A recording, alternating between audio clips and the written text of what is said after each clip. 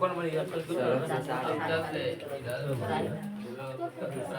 रे चलो देखो, आज आवर्धन का फॉर्मूला साबित होगा। आज कैसा किसका फॉर्मूला साबित होगा? आवर्धन m बराबर माइनस v बटे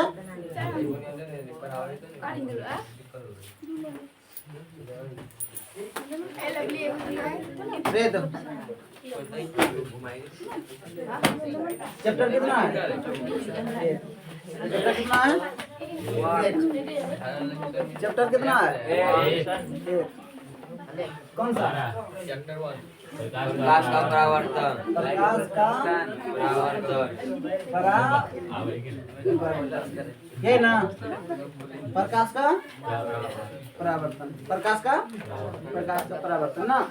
देखो सिद्ध करें कि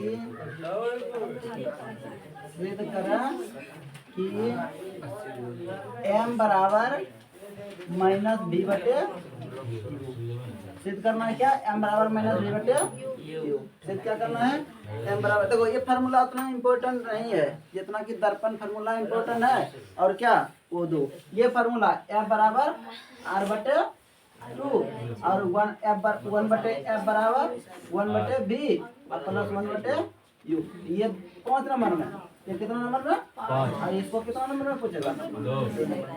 याद रखना, अगर ये फार्मूला पूछेगा, ये फार्मूला नहीं पूछेगा। अगर ये पूछ जाती है फार्मूला नहीं पूछेगा, इतना याद रखना। तो जब भी इसको पूछेगा दर्पण सूत्र कितना नंबर में पूछेगा, और इसको जब भी पूछेगा कितना नंबर में पूछेगा? 2 नंबर। समझ में आया? ऊपर वाला ही पूछेगा। हाँ ऊपर वाला ही पूछेगा। अरे कोई बात नहीं, अगर पूछ जाए तो कोई बात नहीं। एग्जाम में टेस्ट लेंगे तभी बात है। हम ये नहीं बोल सकते कौन पूछेगा नहीं पूछेगा ना, हम नहीं बोल सकते हैं, ठीक है? हम ये नहीं बोल सकते कि तुमको हम यही पूछेंगे, तुम बनाओ।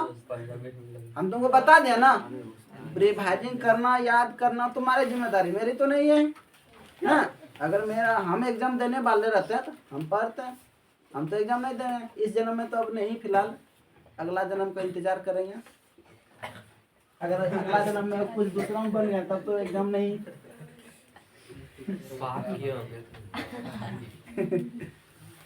चलो इधर से थोड़ा सा इधर की आगे रखो ना कॉपी। और थोड़ा आगे खींचो, हल्का सा सब तुम मौसम उधर से हम उसको बुलाने जाते हैं। चलो देखो राधा भी नहीं आई है, वो आई है, उसको छोड़ के चलो। देखो किस दर्पण में अवतल में साबित कर देते हैं ना, तीनों अवतल में साबित किया, दो अवतल में किया ना, इसको भी अवतल में साबित करते हैं। अच्छा बताओ आवर्धन, नहीं देखो आवर्धन को हम किससे सूचित करते हैं? बताओ कोई आवर्धन किसे कहते हैं? ऊंचाई के अनुपात। पहले वस्तु होता है कि प्रतिबिंब होता है? क्या बोलेगा गलत नहीं होगा। प्रतिबिंब की ऊंचाई और वस्तु की ऊंचाई के अनुपात को क्या कहते हैं? आवर्धन। क्या कहते हैं? आवर्धन किसे कहते हैं? प्रतिबिंब की ऊंचाई और वस्तु की ऊंचाई के अनुपात को क्या कहते हैं? आवर्धन। ये कैसा दर्पण है? अवतल। जिस दर्पण का परावर्तक सतह धंसा रहता है उसको क्या कहेंगे? अवतल दर्पण। अच्छा बताओ, जब वस्तु अवतल दर्पण में वक्रता केंद्र और अनंत के बीच स्थित हो तो वस्तु का प्रतिबिंब कहाँ बनेगा? नाभिक पर। कहाँ बनेगा? नाभिक पर बनेगा। जब वस्तु अवतल दर्पण में वक्रता केंद्र और अनंत के बीच हो स्थित कहाँ बनेगा? कहाँ बनेगा? जल्दी बताओ। देखो ये वक्रता केंद्र और अनंत है ना, इधर वक्रता केंद्र सी, अनंत कौन है? सी के बगल में, इसके बीच हम क्या रख दिए? वस्तु। क्या रख दिया? वस्तु। तो मुख अक्ष के समांतर जाने वाले दर्पण के प्रकाश की किरण दर्पण से परावर्तन के बाद किस होकर गुजरेगा? किस होकर गुजरेगा? नाभिक होकर। गुजार दिया नाभिक होकर। देखना भी प्रतिबिंब कहाँ बनेगा? हाँ नाभिक होकर गुजरा। ये सब हम किरण आरेख बता दें ना। दूसरा क्या बताया? वक्रता केंद्र की दिशा में आने वाली प्रकाश की किरण दर्पण से परावर्तन के बाद पुनः उसी मार्ग होकर वापस लौट जाते हैं। वापस क्या आते हैं? लौट जाते हैं।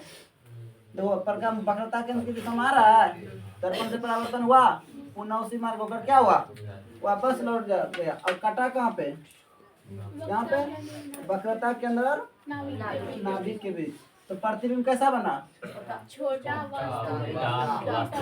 वास्तविक और कोई दिक्कत नहीं ना। चलो बना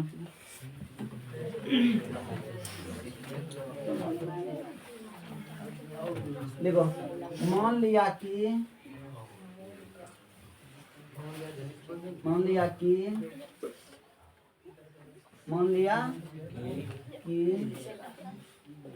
एक अवतल दर्पण है।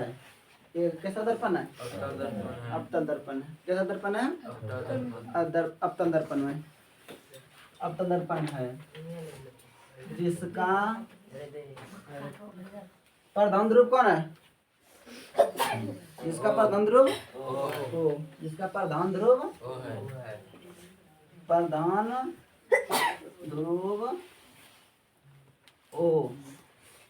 ध्रुव कौन है, ओ। नाभिक कौन है, वक्रता केंद्र कौन है, केंद्र सी। मुख्य अक्ष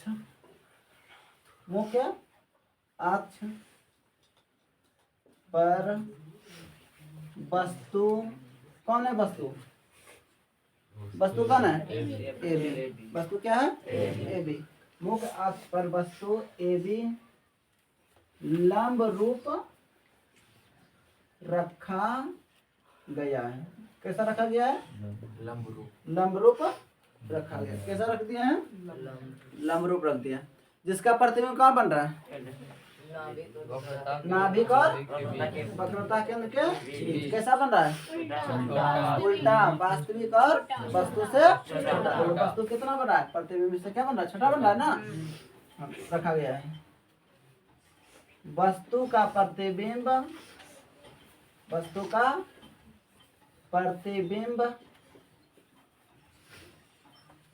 वास्तविक उल्टा और वस्तु से छोटा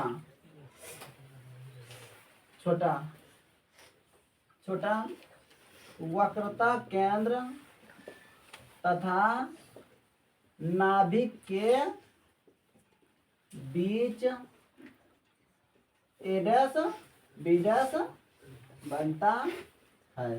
कोई दिक्कत ना, कल भी यही बात लिखाए थे वहां पे, यहाँ भी क्या हुआ, यही बात हुआ। चलो देखो उधर,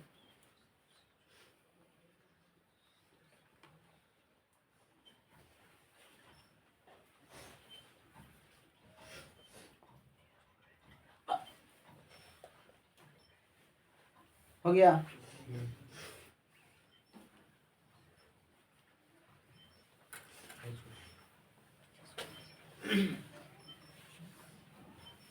चलो एक मिनट देख लो इधर, पहले देखो, रुको इधर देखो, इधर अब देखो। कल बताए थे त्रिभुज बन रहा था ना, आज भी त्रिभुज बन रहा है। ये आपतन बिंदु कौन था रे, पी। इसको धीरे धीरे कौन लगाऊं, ये कौन, क्यू। ये क्या लिया, क्यू। तो कहीं देखो इस तरह फिगर बना है, फिगर देखना थोड़ा।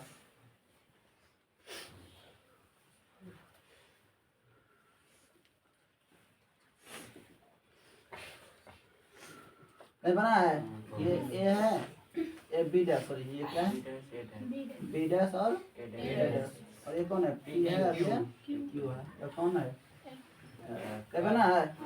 चलो कल इस तरह भी बनाते हैं, इसको समरूप किया था ना। चलो ठीक, देखो ए और बी ये लंबा है, तो ये कितना डिग्री कौन बना रहा है, उल्टा लंब है ना। ये ऊपर, ये नीचे की ओर लंब है, ये क्या है, ऊपर। तो कौन है ये, लंब। कौन है, लंब। तो किस में आएगा, त्रिभुज। कौन है, त्रिभुज पी क्यू एफ। त्रिभुज पी क्यू एफ तथा त्रिभुज किसमें, ए डैश बी डैश एफ में।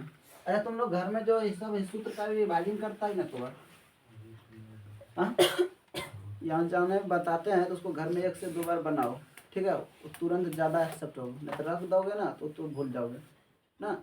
हम कल भी बताते हैं विद्या कैसे बढ़ता है, अध्ययन से। कैसे बढ़ता है?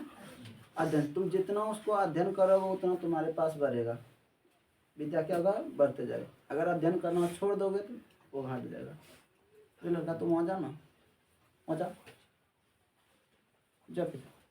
समझ में आया? विद्या कैसे बढ़ता है? अध्ययन से। जो जितना अध्ययन करोगे उतना ऑटोमेटिक क्या हो जाएगा, बढ़ते जाएगा। क्या हो जाएगा? बढ़ते। अध्ययन करना छोड़ दोगे तुम्हारे पास विद्या, और तुम लोगों को 400 प्लस नंबर चाहिए तो अभी से कमर कसना होगा। तुम इससे जितना भी ला सकता, तुम टॉपर हो जाओ उससे मतलब हमको ना, अच्छी बड़ी बात है, खुशी की बात है ना कि टॉपर हो गया मेरे बच्चा। लेकिन हाँ, उसके लिए तुमको क्या करना पड़ेगा, अभी से कमर। ये नहीं कि जब युद्ध छिड़ जाएगा तब हम युद्ध की तैयारी करेंगे, पता चलेगा दुश्मन सैनिक हमारे ऊपर क्या कर लिया, हमला। समझ में आ रहा ना? तो ऐसी स्थिति नहीं करो। तो युद्ध लड़ना है तो पहले से तैयारी करो, पहले से तैयार रहो। और नहीं तो हारना है तो बाबू तब जब युद्ध छिड़ जाएगा, वो आ रहा है तो हम से हथियार उठाएंगे, तब तक हमारा ढाई ढाई ढाई पलट दे। वैसा स्थिति नहीं, अभी से तैयारी रहो। अभी साल भर है ना, तैयारी करो। मैं तो देखो, कौन PQF बराबर कौन A', B' F बराबर कितना डिग्री, 90 डिग्री होगा। बताओ, यदि 2 रेखाएं परस्पर प्रतिच्छेद करते तो शीर्षाभिमुख कोण क्या होता है, बराबर होता है। क्या होता है? देखो तो, ये 2 रेखाएं हैं और प्रतिच्छेद कर रहा है, ये और ये आपस में क्या होंगे, कौन सा कौन, शीर्षाभिमुख कौन है, तो आमने सामने कौन, ये भी बोल सकते हैं ना। लिख सकते हैं इसको, कौन PFQ बराबर कौन, या तो इसको शॉर्ट में ले लो ना, कौन F बराबर कौन F, कौन सा कौन, शीर्षाभिमुख कौन सा कौन, शीर्षाभिमुख कौन। और दो को बराबर हो गया, बता देना। जब 2 कोण बराबर होता है त्रिभुज क्या कर सकते हैं, समरूप। क्या कर सकते हैं, समरूप। तो त्रिभुज कौन होगा, त्रिभुज PQF समरूप त्रिभुज A', B' F किससे, A समरूपता से। हाँ, एंगल मतलब कौन, 2 कोण बराबर है ना, तो ये कोण बराबर, ये कोण और ये कोण आपस में क्या है, ये कोण और ये कोण क्या है, तो ये 90 डिग्री, ये भी क्या है, ये कोण हुआ, और ये कोण और ये कोण आपस में क्या है, 2 कोण हुआ ना। इसलिए यहाँ क्या लिखा है, अगर 3 होता तो ए 3 बार ना। अगर 2 को भुजा बराबर होता, एगो कोण बराबर होता S। अगर तीनों भुजा हो जाता तो S ना। ये सब बता, मैथ में जब साबित होगा ना, ये सूत्र होता है, फिर क्या होता है, थ्योरम है। ये क्या है, थ्योरम। पर मैं इसको हम साबित करेंगे, लेकिन अभी यहाँ फिजिक्स में थोड़ा सा आ गया तो थोड़ा सा, बस थोड़ा सा, इसके बाद नहीं। तो समरूप त्रिभुज की संगत भुजा क्या होती है, समानुपाती होती है। समरूप त्रिभुज की संगत भुजा क्या होती है, समरूप त्रिभुज की संगत भुजा समानुपाती। असमरूप त्रिभुज की संगत कौन समान, याद रखना, ये सब ऑब्जेक्टिव मैथ पूछेंगे, ठीक है। समरूप त्रिभुज की संगत भुजा समानुपाती, असमरूप त्रिभुज की संगत कौन, समान। समरूप त्रिभुज की संगत कौन, समान। अब भुजा क्या होती है, समानुपाती। ऑब्जेक्टिव में आएंगे मैथ में, ठीक है। तो देखो,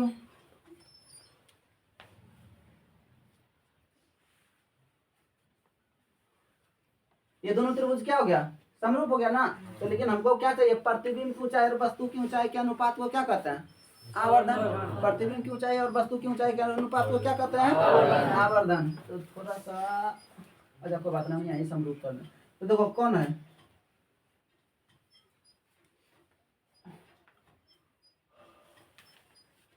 थोड़ा सा चेंज करना पड़ेगा। रुको एक मिनट, रुको, यहाँ से थोड़ा चेंज।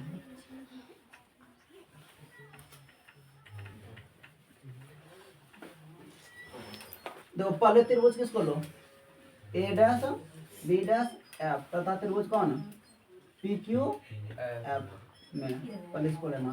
तो कौन कौन आया था, कौन B' बराबर कौन क्यू कितना डिग्री 90 डिग्री। और कौन एफ बराबर कौन एफ कौन सा कौन था शीर्षाल विमुख कौन कैसा कौन था शीर्षाल विमुख कौन। तो वही दोनों है लेकिन हम थोड़ा सा इधर उधर कर लिए थे ना, इसको हम इधर कर देते इसको उधर कर देते कोई दिक्कत नहीं है। तो देखो तो त्रिभुज क्या हो गया समरूप हुआ त्रिभुज ए डैश कौन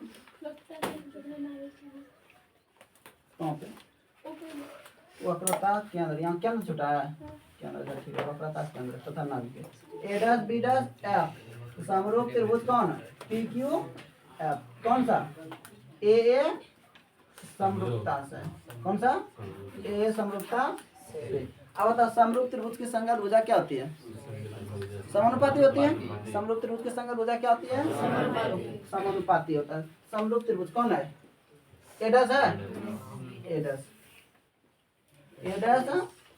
बी डैश। अब बटे ये देखो ये लंब है तो इसका लंब कौन है पी क्यू ना यहाँ लिख सकते हैं पी क्यू बराबर इसका आधार ये है इसका आधार कौन है ये इसको लिख सकते हैं बी डैश एफ। अब बटे कितना क्यू एफ। यहाँ क्या कैसे समरूप त्रिभुज की त्रिभुज हम नहीं लिख रहे हैं संकेत दे रहे हैं ठीक है ये किसका संकेत है त्रिभुज। यहाँ त्रिभुज तुम लोग लिखना चाहते हो तो लिख देना समरूप त्रिभुज ऐसा लिख दो लिख ही देते हैं त्रिभुज की संगत भुजाएं समानुपाती होती है। समरूप त्रिभुज की संगत भुजा क्या होती है अब थोड़ा देखो ये आपतन बिंदु कौन है पी आपतन बिंदु कौन है ये कहाँ आ जाएगा ओ और पी आपस में क्या हो जाएगा ये ध्रुवीय बिंदु यहाँ आ जाएगा ना ये दोनों आपस में क्या हो जाएगा ये हम लिख सकते हैं इसको तो ए डैश बी डैश अब बटे अब देखो थोड़ा एक वो आयत भी बना रहा है ए बी पी क्यू एक क्या बना रहा है और ये आपस में क्या होंगे हो जाएंगे ना यहाँ लिख सकते हैं ए बी बराबर बी डैश एफ कहाँ B dash F B dash F ये रहने दो। अब बटे कितना ओ एफ लिख सकते हैं हाँ लिख सकता है इसको समीकरण कितना मान लो एक कितना मानना है एक उतारो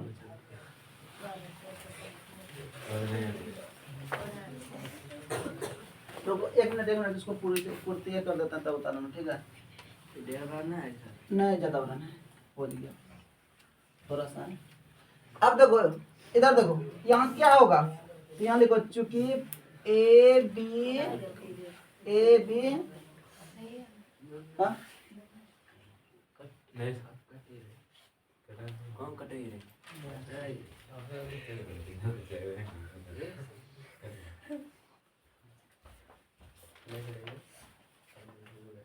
देखो ये बात हम यहाँ लिख रहे हैं ठीक है कौन है ए डैश बी डैश अब बटे ए बी अब बराबर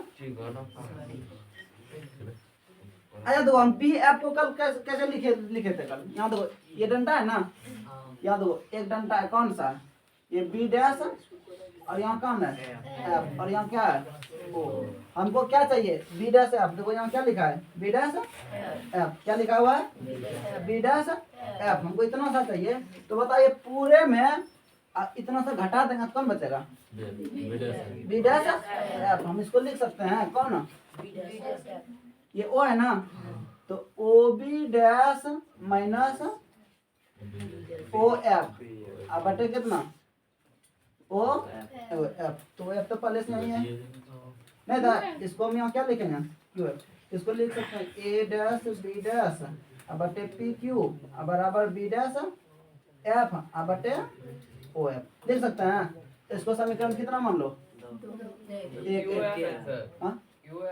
क्यू एफ है तो बिंदु ये वाला आपतन बिंदु पी है जो कहाँ किसके सन्निकट हो गया ओ के सन्निकट और इसमें कोई फर्क पड़ेगा वापस में बराबर हो जाएगा ना क्योंकि आपतन बिंदु ये प्रकाश यहाँ आ रहा हो सकता है ये मुख अक्ष के समांतर आना शुरू कर दे प्रकाश मुख अक्ष के ओके, तब कहाँ हो जाएगा, अपतन बिंदु यहाँ हो जाएगा ना, तो उसमें अपतन बिंदु चेंज होगा, उससे कोई दिक्कत नहीं। अब थोड़ा देखो, अब देखो ये प्रतिबिंब की ऊंचाई को हम किससे सूचित करते हैं, एच डैश से। ये प्रतिबिंब है ना, एच डैश। अब प्रतिबिंब को हम किससे सूचित करते हैं, एच से। किससे सूचित करते हैं, एच से। तो प्रतिबिंब की ऊंचाई किससे सूचित करेंगे, यहाँ लिखो, प्रतिबिंब की ऊंचाई। बताओ प्रतिबिंब की ऊंचाई जो होगा वो माइनस में होगा कि प्लस में होगा, किस में होगा, क्यों होगा, क्योंकि वो नीचे की ओर बन रहा है ना, नीचे की ओर मूल बिंदु। चिन्ह परिपाटी पता है ना, चिन्ह परिपाटी में जब नीचे की ओर मापता है तो दूरी क्या होता है, माइनस। क्या होता है, तो ये प्रतिबिंब नीचे बन रहा है ना, तो नीचे और माप रहे हैं तो क्या होगा, माइनस। इसको हम किससे सूचित करेंगे, माइनस एच डैश। अब वस्तु की ऊंचाई कौन है, वस्तु की ऊंचाई ए बी ना, ए बी। तो बताओ वस्तु हम ऊपर की ओर माप रहे हैं कि नीचे की ओर माप रहे हैं, ऊपर की ओर मापी गई दूरी प्लस में होगी कि माइनस में, प्लस में, इसलिए क्या होगा, क्या होगा, एच। अब तुम्हें ये तो पता है ये ना, ये क्या है, ओ बी डैश वस्तु की, वस्तु प्रतिबिंब की दूरी, या वस्तु की दूरी नहीं, वस्तु की दूरी की यहाँ जरूरत है ना है,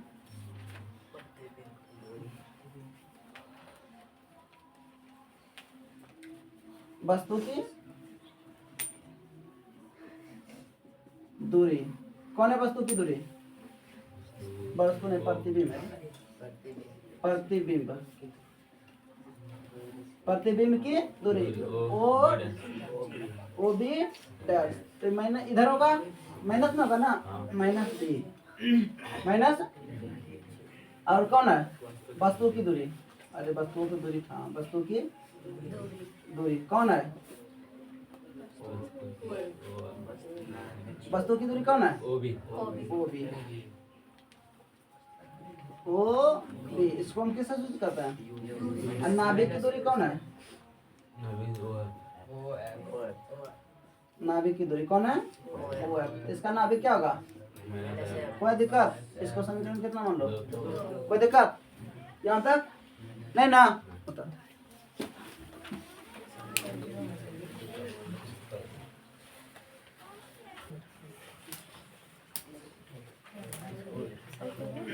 देखो इधर, इसमें मान रखो, इसमें क्या करो, थोड़ा देखो इधर देखो, इसमें मान, तो यहाँ क्या देखो, ए डैश बी डैश, अब बटे कौन है, ए बी। मतलब ये प्रतिबिंब और ये क्या है, प्रतिबिंब की ऊंचाई और वस्तु की ऊंचाई। प्रतिबिंब की ऊंचाई तो वो कौन है, माइनस एच डैश ना, और वस्तु की ऊंचाई कौन है, बराबर प्रतिबिंब की ऊंचाई। ये हो गया। अब इसके बाद वो कौन है, O B dash. O B dash का मान कितना है, माइनस भी, अब minus O F, O F अब माइनस एफ, तो माइनस माइनस कितना हो गया, प्लस। ये लिख सकते हैं आप।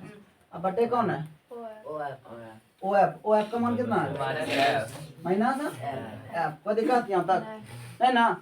अब बताओ प्रतिबिंब की ऊंचाई और वस्तु की ऊंचाई का अनुपात को क्या कहते हैं, आवर्धन। प्रतिबिंब की ऊंचाई और वस्तु की ऊंचाई का अनुपात को क्या कहते हैं, आवर्धन। आवर्धन को हम किससे सूचित करते हैं, किससे सूचित करते हैं, एम लिख सकते हैं यहाँ पे, माइनस नहीं देंगे क्योंकि प्रतिबिंब की ऊंचाई और वस्तु की ऊंचाई के अनुपात को क्या कहते हैं, आवर्धन। कोई जरूरी नहीं था ये दोनों लिखना, ठीक है, ये दोनों जरूरी नहीं था, यहाँ भी हम लिख सकते हैं, लेकिन थोड़ा सा बताने के लिए कि प्रतिबिंब की ऊंचाई को एच डैश से सूचित करते हैं और वस्तु की ऊंचाई को किससे सूचित करते हैं, इसलिए हम लिखेंगे। कोई जरूरी है दोनों बात नहीं था। देखो ये बटे में पूरे में ना, इसको हम अलग अलग कर से लिख सकते हैं, माइनस भी बटे माइनस एफ, अब प्लस एफ बटे अब माइनस माइनस एफ। तो माइनस माइनस खत्म, एफ एफ क्या हुआ खत्म, तो यहाँ क्या बचा, एम बराबर भी बटे एफ, अब माइनस कितना एक। समीकरण इसको कितना मान लो, कोई दिक्कत, और समीकरण कितना हो जाएगा 3, वहाँ रख लिया है, समीकरण 1 मान लिया है। यहाँ समीकरण 1 का मान 3 का मान रखने पर यहाँ क्या लिख दोगे, समीकरण 2 से, समीकरण 2 का मान रख रहे हैं ना, समीकरण 2 से। यहाँ तो कोई दिक्कत अब आता है दर्पण सूत्र। कौन सा सूत्र होता है? कोई बता सकते हो दर्पण सूत्र क्या होता है? 1/f बराबर क्या होता है? 1/v plus 1/u। यहाँ तो कोई दिक्कत नहीं ना? यहाँ तक किसी को दिक्कत नहीं तो मान रखो। हाँ देखो दर्पण सूत्र इसलिए लगा एम तो पूरा गया नहीं पूरा, किसका मान हटाना है किसी का मान रखना। ठीक है देखो मान रखना समीकरण। अब दोनों और भी से क्या करने पर? गुना करने पर। कोई जरूरी है समय भागे दो। तो देखो 1/v गुण 1 गुना भी करेंगे तो क्या होगा? v होगा। v बटे कौन? f। तो v बटे v होगा अब प्लस v बटे कौन हो जाएगा? ये होगा। तो ये खत्म हुआ तो क्या बचा? v बटे f बराबर 1 प्लस v बटे u। v बटे होगा। हाँ किसी को दिक्कत नहीं? अब देखो थोड़ा यहाँ दो, यहाँ क्या लिखा है? v बटे यहाँ भी क्या लिखा है? यहाँ क्या है? माइनस है 1 है तो -1 है तो हमको ये इधर ये प्लस में इधर आके क्या देगा? माइनस क्या देगा? माइनस। इसको हम लिख सकते हैं तो v बटे f माइनस कितना? -1। और यहाँ क्या बचा? v बटे ये बचा। v बटे क्या बचा? चलो ठीक है। हाँ इसको मिटा देना। हो गया बस। देखो तो मिल गया कुछ, मिला कुछ तुमको? क्या मिला? मिल गया ना? एक साइड बराबर हो रहा है, दूसरा साइड ऑटोमेटिक क्या देगा? क्या देगा?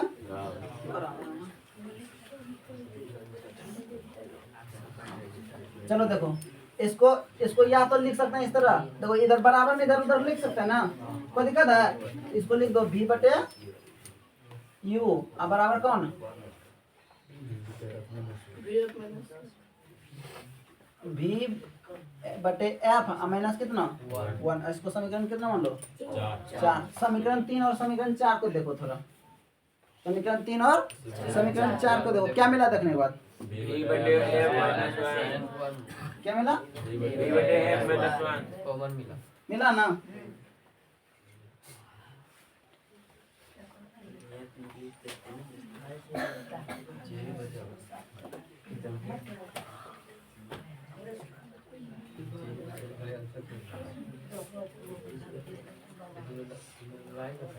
समीकरण 3 और समीकरण 4 से।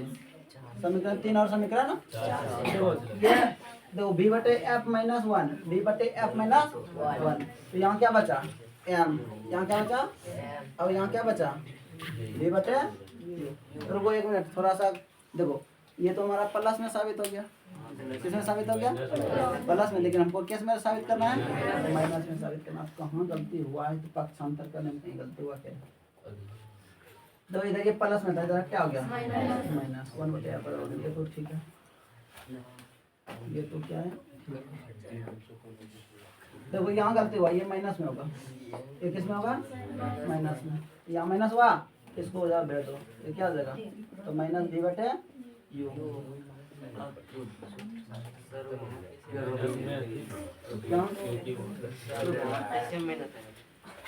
प्रतिबिंब ऊंचाई वस्तु की ऊंचाई के अनुपात को क्या करते हैं? आवर्त। ये m हुआ लेकिन यहाँ प्लस क्या था? माइनस। कौन सा m हुआ ना? उसमें बोले थे इससे कुछ नहीं होता है माइनस। नहीं कैसे नहीं होगा? चिन्ह परिवर्तन हो गया ना। चलो तब